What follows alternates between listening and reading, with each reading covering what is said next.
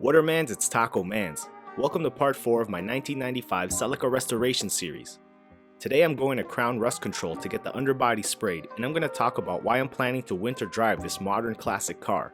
So stay tuned and let's talk about it.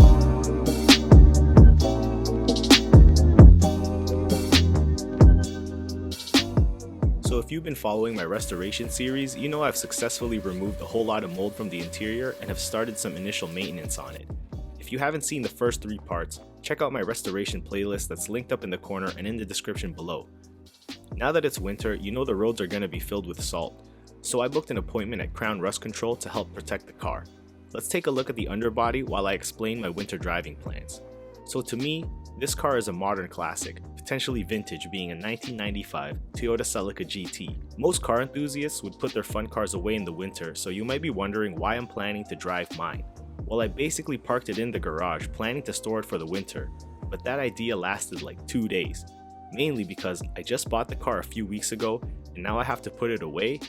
Yeah, that's gonna be a no for me, dog. Honestly, life is short and I just want to enjoy my new purchase, so I'm gonna do that.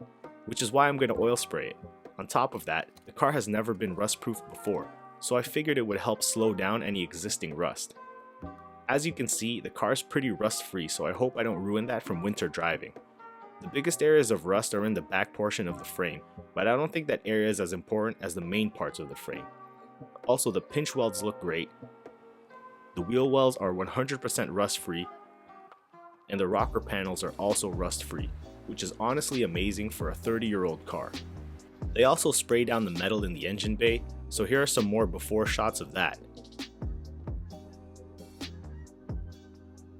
They'll also drill holes in the door to spray the inside, since salt water can enter from the windows.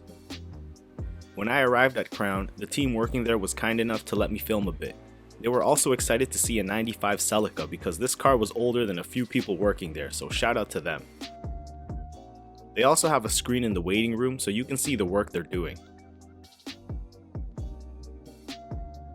After they sprayed it, they washed the car, which was really nice because I haven't had a chance to do that since buying it, so it's looking pretty fresh now. Looking under the car again, it looks like they did a really great job. They spray the oil film into as many metal crevices they could find.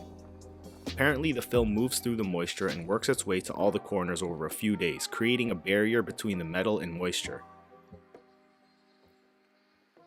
This will continue to drip and cure, so they advise to not park in your driveway for the first 48 hours.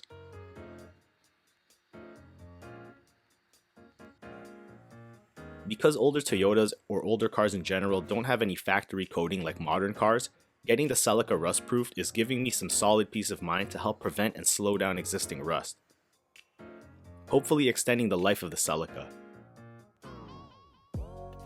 I'll probably take a wire wheel to the flaky areas during the summer to clean this all up.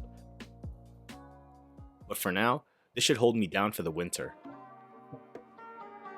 I have more Celica videos on the way where I change the tires, fix the flooded headlight, and do the first oil change, so make sure to look out for those. Please like, share, subscribe, and vibe. I'll catch you on the next. Taco Man's out. Peace.